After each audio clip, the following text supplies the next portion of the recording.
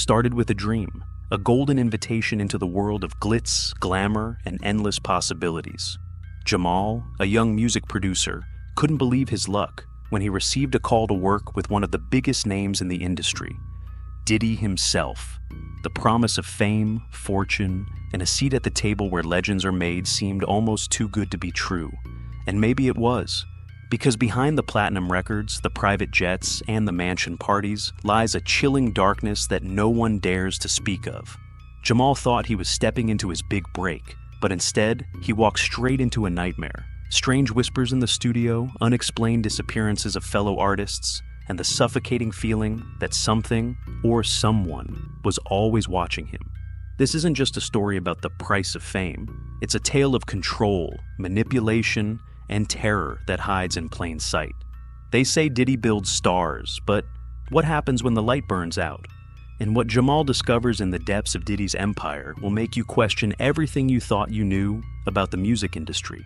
Brace yourself, because once you hear this story, you'll never look at fame the same way again. Jamal's phone buzzed late one night, the glowing screen lighting up his cramped apartment. He was just a struggling producer, scraping by on local gigs, dreaming of his big break. The name on the screen made his heart stop. Diddy's manager. His hands trembled as he answered. "Jamal, Diddy's heard your beats. He's impressed, wants to meet. Can you be in New York by tomorrow?" Jamal's mind raced. The opportunity was unbelievable, almost suspiciously so, but he didn't question it. He packed his backpack and booked the cheapest overnight bus ticket he could afford, his excitement eclipsing any doubts. The next day, Jamal arrived at a glossy high-rise in Manhattan, ushered into a state-of-the-art recording studio. Everything screamed power and luxury, gold-plated plaques, sleek leather furniture, and the faint scent of success lingering in the air. Then, he walked in. Diddy's presence was larger than life. Dressed impeccably, his charisma filled the room. He greeted Jamal with a wide smile and a firm handshake. "You've got raw talent, kid. I see something special in you," Diddy said, locking eyes with an intensity that made Jamal's knees weak. Jamal could hardly believe it. The mogul offered him a drink and casually talked about turning Jamal into the next big name in music. It was all happening so fast. But the energy shifted when a high-pitched laugh echoed from the hallway. Jamal turned to see a man peeking into the studio, his eyes hollow, his laughter unnerving. Before Jamal could react, Diddy snapped his fingers and the man disappeared, escorted by security. "Don't worry about him," Diddy said, his voice calm but firm. "Focus on your future." Jamal's first week under Diddy's mentorship felt surreal. Late-night studio sessions, extravagant parties, and promises of record-breaking deals consumed his days. But there were cracks in the perfect image. One night, Diddy handed Jamal a contract over dinner. The document was thick, the fine print endless. "Sign this, and your life changes forever," Diddy said, his voice smooth but sharp. Jamal hesitated. "Should I have a lawyer look this over?" Diddy's smile didn't waver, but his tone grew colder. "You don't trust me?" Jamal quickly signed, feeling the weight of the pen in his hand like a guillotine blade. After signing the contract, Jamal began experiencing strange things. He'd wake up in his studio chair to find his laptop open to unfinished projects he didn't remember working on. Footsteps echoed in the hallways of the recording studio late at night, but no one was there. One evening, a fellow producer, Malik, pulled him aside. "You're working with Diddy now? Watch your back, man. People come out of nowhere and disappear just as quick." "What are you talking about?" Jamal asked, unnerved. Malik leaned closer. "It's all glitter on the surface, but there's darkness underneath. I'm telling you, man, keep your eyes open." Diddy invited Jamal to his sprawling estate for a party that weekend. Jamal couldn't say no. This was the big leagues. The house was massive, filled with celebrities, models, and an endless flow of champagne. Diddy commanded the room, laughing and toasting, but Jamal noticed something off. In the corners of the grand hall stood men in dark suits, their eyes scanning the crowd like predators. Jamal's unease grew when he saw Malik at the party, but instead of the confident man he'd spoken to earlier, Malik looked pale and jittery. "Malik, what's going on?" Jamal asked. Malik grabbed Jamal's arm, his grip frantic. Leave while you can," he whispered, his voice trembling. Before Jamal could respond, Malik was pulled away by two of the dark-suited men. Jamal didn't see him again that night. Or ever again. Jamal tried to shake off the growing dread, but the events gnawed at him. He decided to dig deeper into Diddy's history, searching for answers late into the night. What he found were whispers, stories of former proteges who skyrocketed to fame only to vanish without a trace. His phone buzzed.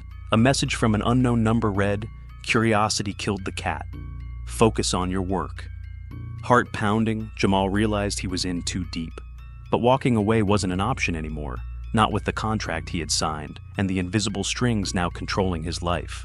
Jamal's schedule became grueling. Diddy demanded perfection, pushing him to his limits. Nights bled into mornings as Jamal toiled in the studio. But as exhaustion set in, reality started to fray. One night, as Jamal mixed a track, he caught movement out of the corner of his eye. He spun around. The studio was empty, the only sound the hum of the equipment. Shaking it off, he turned back to his laptop, only to see his own face on the screen, staring back at him. The face smirked, its lips moving silently before the screen went black. Jamal's heart raced. He slammed the laptop shut and fled the studio. The next day, Jamal returned to the studio, determined to chalk up the incident to sleep deprivation. But things got stranger.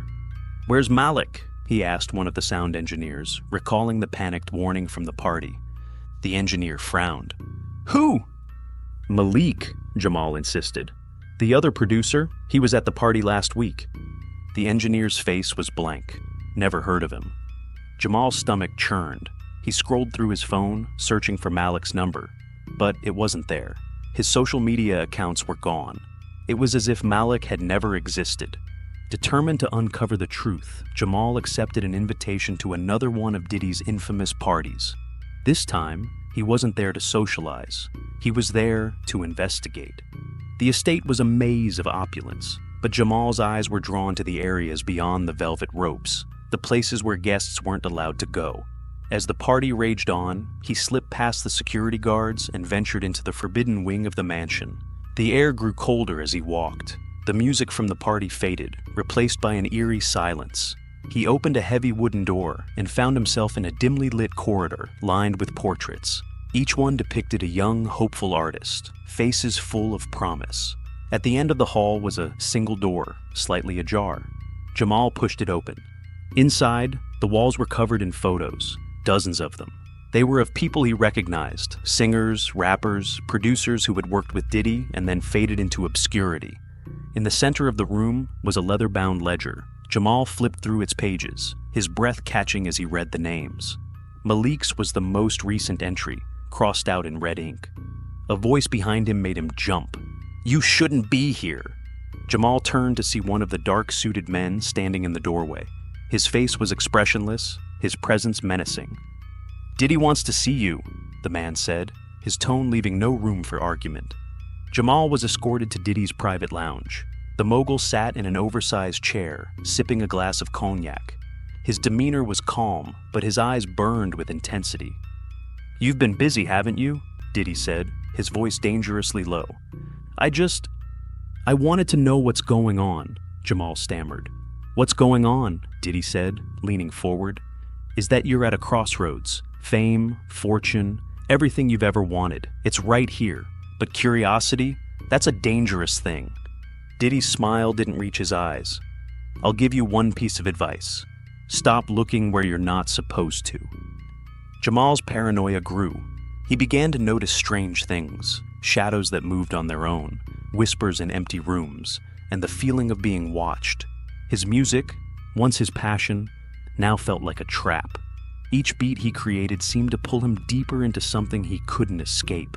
One night, unable to sleep, he wandered the city and found himself in a rundown diner. An older man sitting at the counter caught his attention. He looked familiar.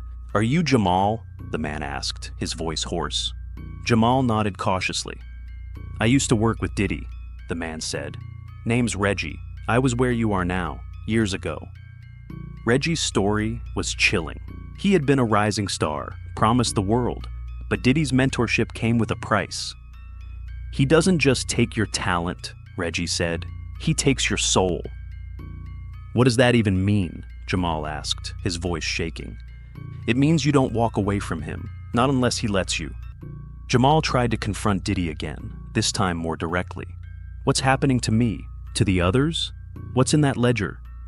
Diddy's smile returned, cold and predatory. You signed the contract, Jamal. You wanted success, and now you've got it. But at what cost? Jamal shouted. At every cost, Diddy replied, his voice like ice. That's the game, kid. You can either play or get played. Jamal stormed out, but his fury was short-lived. That night, his studio caught fire, destroying months of work. His apartment was ransacked, but nothing was stolen. Just a message written on his wall in black marker. You're nothing without me. Jamal realized he couldn't win this game by playing Diddy's rules. He needed to find a way out, no matter the cost. He returned to the forbidden wing of the estate during another party, determined to find something, anything that could give him leverage. This time, he found more than he bargained for. Behind a hidden panel in the photo room was a staircase leading to a basement. The air was damp and cold, the smell of earth and decay overwhelming. In the basement, Jamal found a circle of candles surrounding a small pedestal. On it sat a single cassette tape labeled Confession. As Jamal reached for it, the lights flickered and a low growl filled the room. He turned to see a figure emerging from the shadows, its features twisted and unrecognizable. It lunged at him, and the screen cuts to black. Jamal woke up in his apartment, disoriented. The last thing he remembered was the figure lunging at him, yet the cassette tape labeled Confession was in his hand. Shaking off the terror, he slid it into an old player. The tape hissed and crackled before Diddy's unmistakable voice filled the room. You think you know me? You think fame comes without sacrifice? Every deal I've made, every artist I've mentored, it's always been about one thing: control. And those who stray, who question me, they pay the price. The tape described everything. The manipulation, the disappearances, and the darkness Diddy used to maintain his empire. Names Jamal recognized, Malik, Reggie, and others, were casually referenced as acceptable losses. Jamal realized this tape was his only chance at survival. With the evidence in hand, he fled to a friend in the media, a journalist known for exposing corruption. You need to hear this, he said, pushing the tape into her hands. But as she played it, the tape hissed and the confession vanished. The only sound left was static. Jamal's stomach dropped. No, it was there, he yelled, frantically rewinding. It's gone, his friend said grimly. Whatever this is, it's bigger than us. Returning home, Jamal found his apartment in shambles again. This time, a message was scrawled across the walls in red. You've gone too far. His phone buzzed. It was Diddy. You had promise, kid, the voice on the line said, cold and detached. But now you're just a liability. Jamal knew he had nowhere to run. He grabbed his laptop and began live streaming on every platform he could. If you're seeing this, my name is Jamal Carter, he said, his voice shaking. And I need you to know what's happening. He recounted everything, the disappearances, the threats, and the confession he had heard on the tape. If anything happens to me, it's because I refuse to stay silent. Moments after the stream ended, the power went out. Heavy footsteps echoed in the hall outside his apartment. Jamal grabbed a kitchen knife, bracing himself. The door burst open, and two of Diddy's enforcers entered, their faces shadowed and menacing. You should have stayed quiet, one said, advancing on Jamal. But before they could act, police sirens blared outside. Jamal's livestream had gone viral, and the public outrage had forced the authorities to intervene. The enforcers retreated, but not before one turned back and said, "This isn't over." Jamal was alive, but he knew he wasn't safe. Diddy's empire was too powerful, his reach too far. Though the authorities began an investigation, Jamal disappeared from the public eye, leaving behind only a single post. Fame isn't worth your soul. Be careful who you trust. In the months that followed, rumors swirled about Diddy's involvement in countless scandals. His empire began to crack, but never fully crumbled. Jamal's story became a cautionary tale, whispered in studios and shared among rising stars. And somewhere in the shadows, Diddy watched, his empire intact, waiting for his next move. Because in his world, power never truly fades. It only shifts.